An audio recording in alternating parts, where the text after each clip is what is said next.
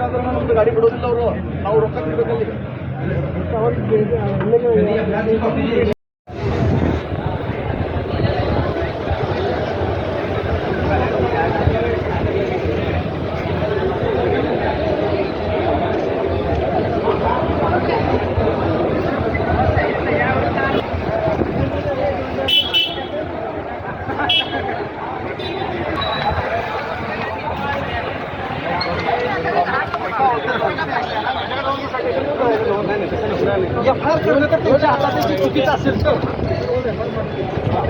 NH4A toll ನಾಕ ಗಣಿಬಿಲ್ಲ ನಾವು ಇವತ್ತಿನ ದಿವಸ ಇಲ್ಲಿ ಸ್ಟ್ರೈಕ್ ಮಾಡಿದ್ದೇವೆ.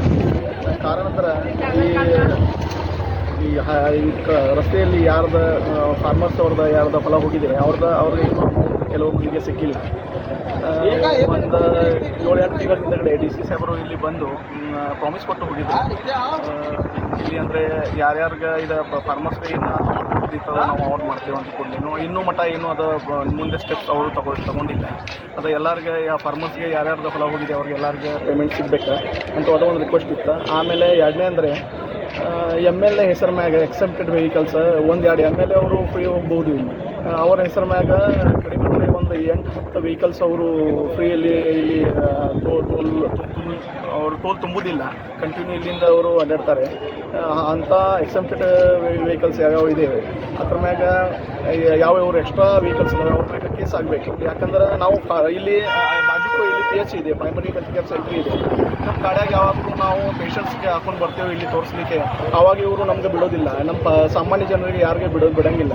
ಮಾತ್ರ MLA ಯಾರು ಅವ್ರದ ಪರಿಚಯದವರು ಯಾರು ಗಾಡಿ ಬಂತಂದ್ರು ಅವ್ರಿಗೆ ಬಿಡ್ತಾರೆ. ಅಂದರೆ ಸಾಮಾನ್ಯ ಜನರ ಮ್ಯಾಗ ಇದು ಅನ್ಯಾಯ ಇದೆ.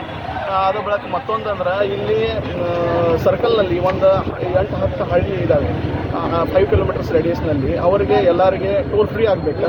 ಅದು ಒಂದು ರಿಕ್ವೆಸ್ಟ್ ನಾವು ಇಲ್ಲಿ ಮಾಡಿದ್ದೇವೆ. ಆ ಪ್ರಕಾರ ಅವರು ಎಲ್ಲ ಈಗ ಕ್ರಮ ತಗೋತೇವೆ ಅಂತ ಹೇಳಿದ್ದಾರೆ. ಆದ ನಂತರ ನಾವು ಇಲ್ಲಿ ಸ್ಟ್ರೈಕ್ ಸ್ಟಾಪ್ ಮಾಡೋದು ಅಂತ ಡಿಸೈಡ್ ಮಾಡಿದ್ವಿ. ಸ್ಟ್ರೈಕ್ ಮಾಡಿದಾಗ ಯಾರು ಬಂದ್ರಿ? ಈಗ ಸ್ಟ್ರೈಕ್ ಮಾಡೋದಕ್ಕೆ ಇವರು CPI ಸಾಹೇಬ್ರ PI ಖಾನಾಪುರಿ ಇವರು ಬಂದಿದ್ದಾರೆ. ಆಮೇಲೆ ಅವರು ಇಲ್ಲಿ NH4 ಅಥಾರಿಟಿದವ್ರಿಗೆ ಮಾತಾಡಿದ್ದಾರೆ. ಇವರು ನಮ್ಮ DC ಸಾಹೇಬ್ರಿಗೂ ಅವರು ಮ್ಯಾನೇಜರ್ ಅವರು ಮಾತಾಡಿದ್ದಾರೆ ಅಂತ ಹೇಳ್ತಾ ಇದ್ದಾರೆ. ಅವರು ಏನು ಕ್ರಮ ತಗೋತಾರೆ ಈಗ